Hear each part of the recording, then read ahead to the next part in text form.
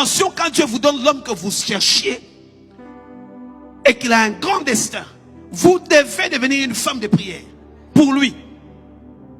Quand on dit que derrière un grand homme, il y a une grande dame, c'est pas une grande dame qui est grande seulement de taille. Non, c'est une grande dame de prière. Une grande dame qui a un grand cœur, qui sait porter et supporter. Pas une femme qui est tout calomnie, non. C'est derrière une femme qui sait pousser, qui sait porter, qui sait respecter. Pas une grande dame qui est belle, non. On n'a jamais dit que derrière un grand homme, il y a une belle femme. Non. Non. On n'a jamais dit que derrière un grand homme, il y a une femme qui a beaucoup étudié. Non. Une femme qui est derrière, c'est une femme qui pousse, qui fait avancer les choses, qui soutient, qui donne tout ce que l'homme a besoin pour que l'homme soit devant. La grande dame ne voudra jamais être devant. Elle veut toujours être derrière pour assurer la sûreté de la maison. Les bonnes femmes ne cherchent jamais à être devant l'époux. Non, non.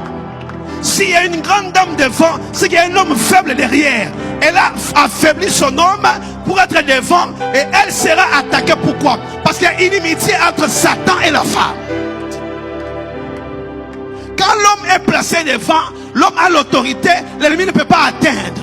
Parce que l'homme est le gardien. C'est à lui qu'on donne l'autorité. Derrière un homme, il n'y a pas une femme belle. Il y a une femme qui est sage, qui bâtit la maison. Il y a une femme qui n'est pas querelleuse. Il y a une femme qui porte le poids. On la voit pas, c'était la fondation. On ne cherche pas à voir la fondation. On peut voir les murs, on peut apprécier les murs. Mais soit cette femme qui est la fondation de ce grand bâtiment que tout le monde apprécie. Tout le monde apprécie le bâtiment, mais on n'apprécie pas la fondation. Alors que c'est la fondation qui tient le bâtiment. Je prie que tu sois une femme fondation.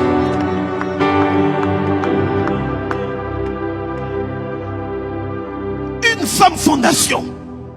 Une bonne femme ne cherche pas à être devant. Non. Non.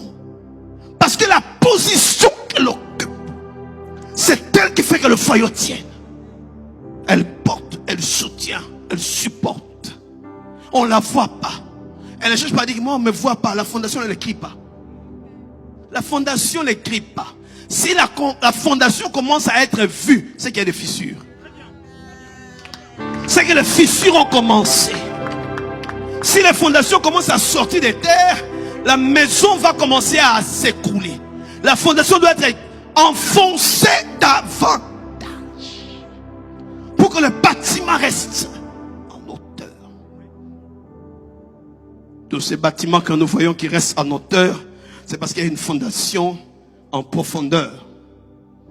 Et cette fondation en profondeur ne fait pas compétition avec les murs. Non. Les murs sont faibles. La fondation est forte. Cet homme qu'on va apprécier à l'extérieur, c'est vrai que ça peut créer de jalousie. Lui, on l'apprécie. Lui, il est en avant. Ça te fait quoi, jeune femme, quand ton époux est en avant et que toi, tu n'es pas en avant? Ça fait quoi quand tout le monde l'apprécie, lui? Toi, on ne fait même pas cas de toi. Ça fait mal. Tu dois dire, c'est mon œuvre. Qu'ils apprécient l'œuvre, c'est moi le maître d'œuvre. Alléluia.